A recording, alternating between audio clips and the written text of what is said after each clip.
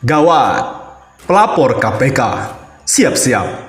Proyek 5,6 triliun rupiah, pelatihan online kartu prakerja, bakal jadi bom waktu, seperti kasus Hambalang. Saya sengaja datang pagi. Berita berkata, 1 juta rupiah untuk 200.000 peserta prakerja, gelombang pertama cair hari ini, sebagai saldo non-tunai di akun masing-masing peserta. Sekali gebuk, 200 miliar rupiah uang negara muncrat. Siap dibelikan video-video pelatihan di platform digital melalui tangan super spreader. Saudara kita sendiri, sebagian besar korban PHK. Beli video adalah keharusan jika ingin dapat insentif 600.000 rupiah per bulan selama 4 bulan. Tak bisa dibantah. Itu tertera dalam peraturan Menko Perekonomian. Tahun 2012, Indonesia gempar karena kasus Hambalang. Kebetulan, saya salah satu pelapor di KPK. Ujungnya, Anas Urbaningrum dihukum penjara dan bayar uang pengganti 57 miliar rupiah.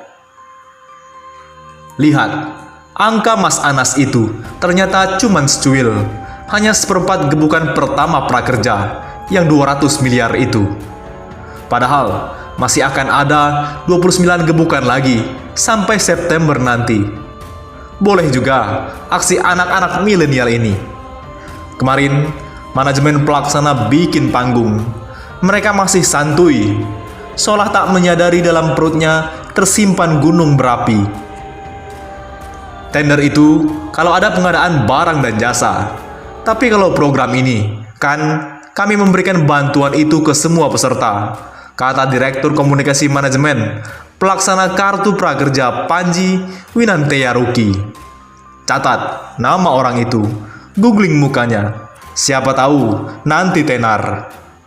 Siapa dia berwenang menafsirkan itu? Apa dasarnya? Ada fatwa MA-nya nggak? Apa pendapat ahli? Apakah ada jurisprudensinya? Negara ini tidak diatur berdasarkan kertas HVS kosong. Ada yang namanya Undang-Undang Keuangan Negara. Ada yang namanya Aturan Pengadaan. Ada KUHP. Anda pikir KPK, polisi, hakim, dan jaksa digaji untuk bikin coding? Mereka ada demi dan untuk keadilan hukum, memeriksa perkara. Para ahli atau praktisi hukum pasti lebih paham kemana arah saya bicara. Soal tudingan, ada banyak video gratisan sejenis di platform lain. Dia enteng pula berkata, "Saya pikir kita saling melengkapi," cetusnya. Dia bicara seperti orang mabuk. Mungkin hanya meniru pointers yang dibuat konsultan komunikasi yang maaf saja, saya nilai amatiran. 5,6 triliun rupiah dialokasikan hanya untuk melengkapi video gratis di YouTube dan kawan-kawan. Sungguh gila. Gambarannya sederhana. Uang negara di rekening dana prakerja di bank umum diendapkan di saldo virtual peserta. Dibelikan video, lalu dipindah bukukan ke rekening platform digital. Kemudian ditransfer ke rekening lembaga pelatihan. Bahasanya memang dana bantuan pelatihan, tapi kenyataannya adalah beli video. Akui saja, ini bisnis. Ada platform, ada video, ada harga, ada pembayaran. Ada data calon pembeli, ada promosi, dan ada untung. Di antara platform juga bersaing merebut pembeli. Pembeli yang sudah disiapkan, yaitu peserta, yang duitnya sudah disiapkan pula oleh negara. Kurang sempurna apa coba? Jujur saja, bisnis big data konsumen atau sales, sertifikasi digital, payment gateway, private equity adalah ujungnya. Lembaga pelatihan mitra prakerja juga perlu sadar. Justru merekalah aset produksi yang sebenarnya. Mereka yang menyusun kurikulum, mereka yang membuat video, mereka kirim ke platform, kemudian tayang, lalu menunggu klik untuk dibeli. Jadi, bukan berarti ketika tayang di platform langsung dapat uang. Mereka meminjam lirik Iwan Fals. juga bisa habis berbatang-batang. Pembeli belum datang. Apalagi platform kecil minim promosi, macam si Snacker milik negara. Secara teknis, bisnis ini juga sederhana.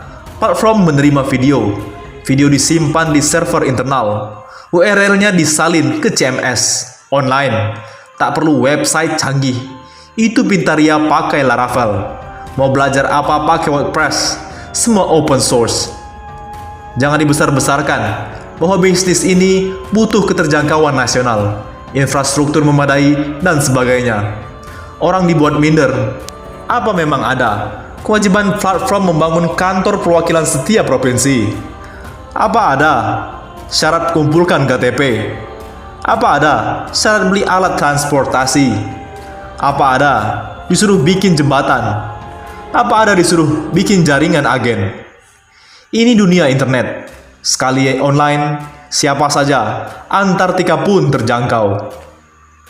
Sebenarnya, banyak startup itu yang monetasinya belum sampai, masih bakar uang, apalagi COVID-19 memukul mereka.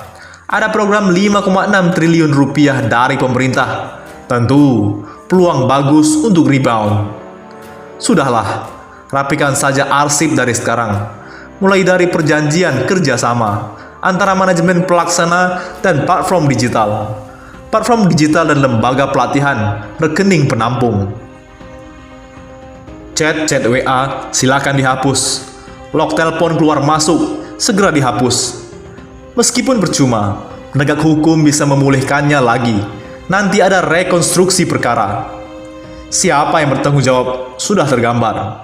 Perpres diteken presiden. Peraturan teknis dibuat oleh menteri. Pengguna anggaran adalah Menteri Keuangan. Kuasa pengguna anggaran adalah Direktur Eksekutif Manajemen Pelaksana. Perjanjian kerjasama oleh Direktur Eksekutif dan penanggung jawab platform, penanggung jawab lembaga pelatihan meneken perjanjian kerjasama dengan penanggung jawab platform. Ada komisi jasa, mungkin juga uang dengar dan entertainment. Ke bawah lagi ada pejabat pembuat komitmen atau PPK yang diberi wewenang mengeluarkan anggaran oleh KPA. Kuasa pengguna anggaran.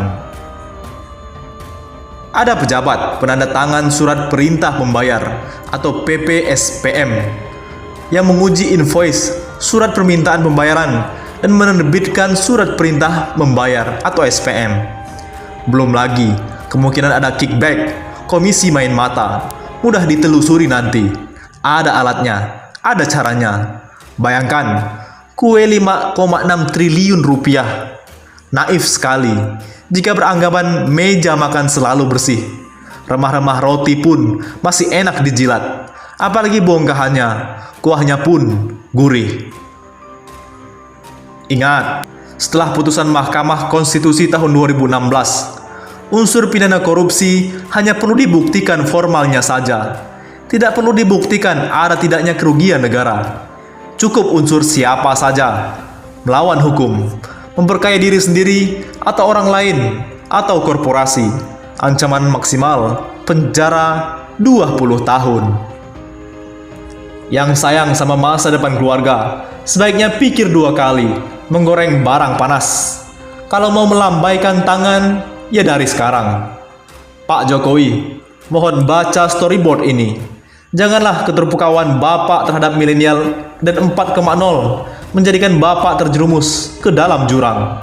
Saya tahu, sekeliling Bapak anak-anak muda. Saya juga anak muda. Meski habitat saya bukan di istana. Saya paham, anak Bapak juga main startup. Gibran pegang gula yang dapat 5 juta US dollar atau 70 miliar rupiah dari Alpha JWC Venture. Punya kerjaholik juga. Kaisang punya madang yang baru mendapat dana 900 juta rupiah. Namun ingat, saya tidak sedang merusak industri startup. Lewat tulisan saya justru ingin industri ini maju dan bermanfaat lebih besar lagi untuk masyarakat. Saya tahu Ahmad Zaki Bukalapak sejak di ruangan kecil di kantor Mampang. Direksi Gojek kawan saya, pemiliknya bahkan pernah bertemu beberapa kali. pijar mahir. Saya tahu bagaimana perjuangannya. Tak ada sesuatu yang pribadi. Ini soal sejarah. Pertama kalinya program pemerintah menggunakan skema end-to-end teknologi. Pertama kalinya anak muda diberi lapangan yang lebar. Tapi ingat, ada uang negara di situ. Jika ini semua menggunakan dana swasta atau pribadi, bebas-bebas saja. Jika program beli video massal ini berubah menjadi skandal, hasilnya kehancuran total. Ekosistem startup bakal keruh, tidak dipercaya masyarakat dan konsumen. Investasi macet, uang terbakar hebat. Pelaku dan investornya bolak-balik diperiksa penegak hukum, berakhir di jeruji besi, dimaki-maki media. Jaga kredibilitas dan trust publik. Jangan ceroboh karena lihat duit cepat di depan mata. Saya tidak mau tanggapi celotehan-celotehan receh. Mental nyinyir, sisa pilpres atau pilkada harus dikubur. Bila perlu pakai prosedur pemakaman COVID-19. Tapi itu butuh contoh dari pemimpin atau pejabat. Jangan ada perintah untuk menyesatkan opini. Lewat media apapun, jangan coba-coba membelokkan arah angin. Pak Jokowi, jangan percaya mulut manis barisan orkes Melayu Rindu Order. Mereka tidak peduli terhadap masa depan bangsa ini. Tak peduli kredibilitas negara. Tak peduli kemajuan industri digital. Tak peduli segalanya. Tidak, saya tidak menggunakan argumen perbandingan semacam orang lebih butuh makan ketimbang pelatihan. Saya tahu pelatihan itu juga penting. Argumen saya adalah program beli video massal 5,6 triliun rupiah ini buruk dalam dirinya sendiri. Ia tidak perlu dibandingkan dengan apapun untuk menyebutnya buruk. Buruk secara moral, buruk karena menyedot uang negara tanpa alasan jelas, buruk secara etika bisnis dan pejabat, buruk secara hukum, buruk secara momentum, buruk secara sosial, buruk secara budaya, dan buruk karena harus dihentikan. Salam 5,6 triliun. Bagaimana menurut pendapat Anda?